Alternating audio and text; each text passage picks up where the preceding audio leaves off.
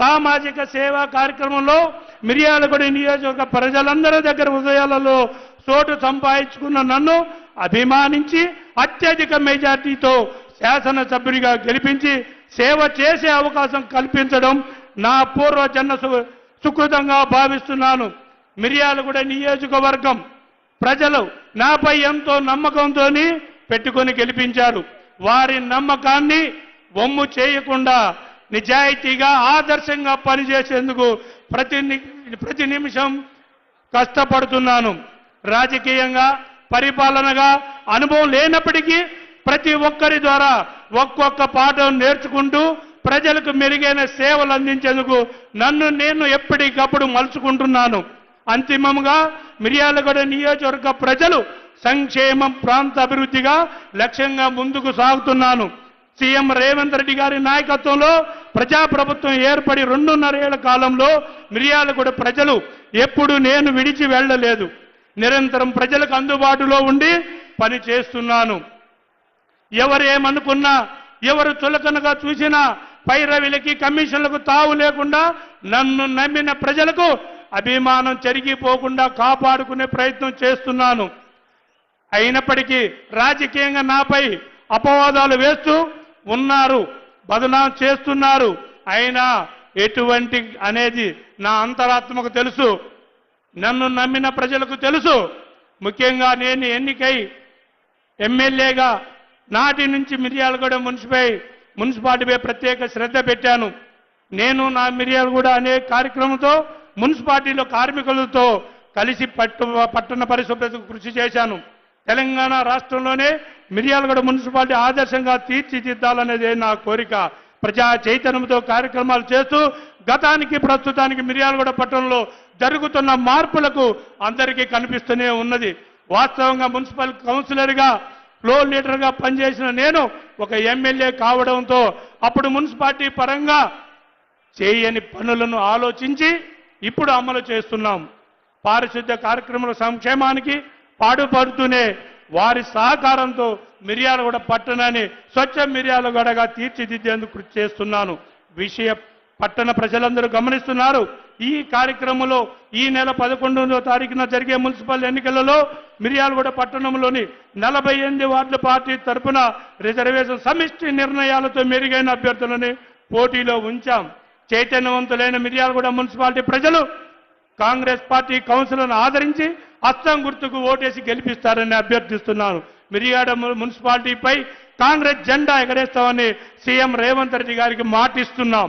మా మిర్యాలగూడ పట్టణానికి విచ్చేసిన మా ప్రజలపై నమ్మకం అభిమానం చూపిస్తూ అభివృద్ధికి సహకరిస్తున్న గౌరవ ముఖ్యమంత్రి రేవంత్ రెడ్డి గారికి మరొక్కసారి కృతజ్ఞతలు తెలియజేస్తున్నాను.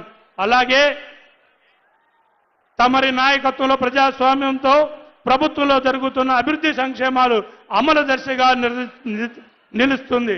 నిబద్ధత కలిగిన నేతగా ప్రజల అభిమానాన్ని తొలగుతున్న ముఖ్యమంత్రి భావితరాలకు గర్వంగా చెప్పుకునే విధంగా పరిపాలన చేస్తున్న సీఎం రేవంత్ రెడ్డి గారికి మిర్యాలగూడ ప్రాంత ప్రజల పక్షాన న్యాయమైన కోరికలను విన్నవిస్తూ నెరవేర్చాలని విజ్ఞప్తి చేస్తున్నాం.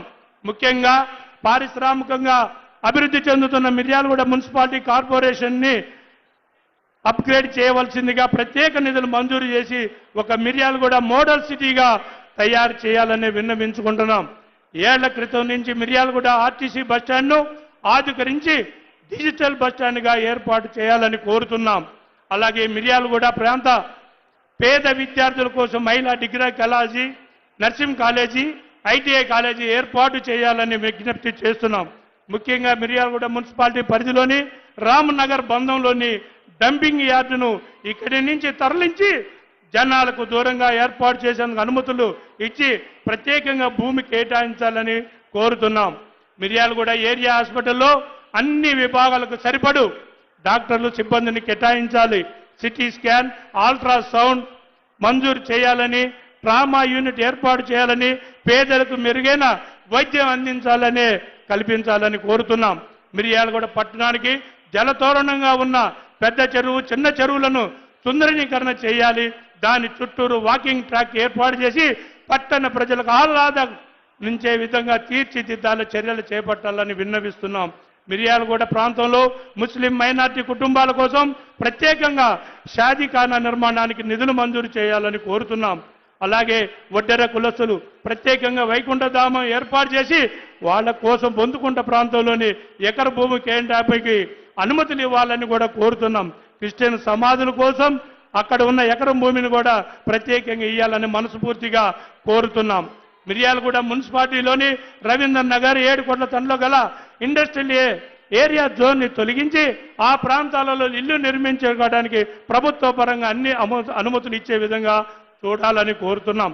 మిర్యాలగూడ మున్సిపాలిటీ కార్యంలో సమీపంలో ఉన్న అసంతృప్తిగా ఉన్న మార్కెట్ నిర్మాణానికి నిధులు మంజూరు చేయవలసిందిగా కోరుతున్నాం. మిర్యాలగూడ నియోజకవర్గం మీదుగా వెళ్తున్న అద్దంకి మార్కెట్ హైవేపై పరిధిలో ఉన్న రోడ్డు ప్రమాదాల నిర్మాణం కోసం సర్వీస్ రోడ్లు 2 డ్రైనేజీలు కల్పించాలని కూడా కోరుతున్నాం. పరిశ్రమలు, గిరిజనులు, కార్మికులు, పేద ప్రజలు అధికంగా ఉన్న దామర్చల్ల మండలంలో 50 పడకల హాస్పిటల్ ఏర్పాటు చేసి పేదలకు వైద్యం అందించే విధంగా ఉండాలని కూడా కోరుతున్నాం. దక్షిణ కాశీగా పిలువబడే మీనాక్షి అగస్త్రీ దేవాలయంలో లక్ష్మీ నరసింహస్వామి ఆలయమైన అభివృద్ధి ప్రత్యేక నిధులు కేటాయించాలని కోరుతున్నాం. అట్లాగే అడవిదేరుపల్లిలోని బౌద్ధమ దేవాలయం ఆధునీకరించాలని మిర్యాలగూడ నియోజకవర్గంలో గత ప్రభుత్వ హయాంలో ఏర్పడిన అడవిదేరుపల్లి, మాడుగులపల్లి మండల కేంద్రాల ప్రభుత్వ కార్యాలయాలకు సొంత భూములు ఏర్పాటు చేయాలని కోరుతున్నాం. అంతేకాకుండా పేదలు అధికంగా ఉన్న మిర్యాలగూడ పట్టణంపై ప్రత్యేక దృష్టి సారించి సీసీ రోడ్లు, డ్రైనేజీ ఏర్పాట్లకు నిధులు కేటాయించడంతో పాటు మాకు ప్రత్యేకంగా మొన్న ఈ మధ్యనే అసెంబ్లీలలో 14 ఏరియాలలో ఇంధనం ఇళ్లు కావాలని కోరినాం. ఎమ్మటే మంత్రి వాళ్ళు పొంగులేటి శ్రీనివాసరెడ్డి గారు 3000 ఇళ్లు ఇస్తారని చెప్పారు. అది కూడా మీ ద్వారా ఈ రోజు మా ప్రజలందరూ వినాలని కోరుకుంటున్నారు. దాన్ని కూడా ప్రత్యేక దృష్టితోని సంఖ్యలో మంజూరు చేయాలని కూడా విజ్ఞప్తి చేస్తున్నాం. అలాగే తాళగడ్డ నుంచి చిన్న చెరువు మీదుగా హౌసింగ్ బోర్డుకు వరకు వచ్చే ప్రత్యేక రహదారికి కూడా అనుమతులు ఇవ్వాలని కోరుతున్నాం. మిర్యాలగూడ పట్టణంలో ఉన్న ప్రధాన రహదారుల వెడల్పుకు ప్రత్యేక ఫండ్ ఇవ్వాలని, రజక, నాయని, బ్రాహ్మణ కులాల వృత్తులు చేసుకునే వారికి ప్రభుత్వం ఉచితంగా అందించే 200 యూనిట్లకు సంబంధించిన విద్యుత్ బిల్లులు విడుదల చేయాలని కూడా కోరుతున్నాం. అవంతిపురం వెంకటేశ్వర స్వామి గుడి సమీపంలో ముదిరాజులకు, మున్నూరు కాపులకు, పద్మశాలి సంఘాలకు, కళ్యాణ వేదికలకు స్థలం మంజూరు చేసి వాటి యొక్క నిర్మాణానికి నిధులు మంజూరు చేయవలసిందిగా మనస్ఫూర్తిగా కోరుతున్నాం. దామర్చల్ల, అడవిదేరుపల్లి మండలాల్లో పైలట్ ప్రాజెక్టుగా తీసుకున్న ప్రభుత్వ భూములను సర్వే చేయించాలని కూడా కోరుతున్నాం. విశాఖపాలెం గ్రామంలో ఉన్న 145 సర్వే నెంబర్లో ఉన్న 1200 భూమిని కూడా అసైన్మెంట్ని రెవెన్యూ డిపార్ట్మెంటు, రెవెన్యూ అధికారులతో సర్వే చేసి ప్రాసెస్ చేయవలసిందిగా కోరుతున్నాం. అలాగే చిట్యాల గ్రామ టైల్ బ్యాండ్ వద్ద 100 మీటర్ల సమీపంలో ఉన్న అటవీ భూములను సేద్యం చేసి పేదలకు R&R లబ్ధిదారులుగా గుర్తించాలని, మహిళా ఆర్థిక పురోగతి కోసం ప్రత్యేకంగా మిర్యాలగూడ పట్టణంలో మహిళా పెట్రోల్ బంకులు, క్యాంటీన్లు ఏర్పాటు చేయాలని కూడా కోరుతున్నాం. చిట్ట చివరిగా ముఖ్యమంత్రి గారికి శిరసు వంచి పాదాభివందనం చేస్తూ మిర్యాలగూడ ప్రాంత ప్రజల ఆకాంక్షను పరిగణలోకి తీసుకొని జిల్లా ఏర్పాటు కావాల్సిన అన్ని అర్హతలు ఉన్న మిర్యాలగూడ జిల్లాని పునర్విభజన భాగంగా ప్రత్యేకంగా ఏర్పాటు చేయాలని మా ప్రజలందరి తరపున, మిర్యాలగూడ ప్రజలందరి తరపున మిమ్మల్ని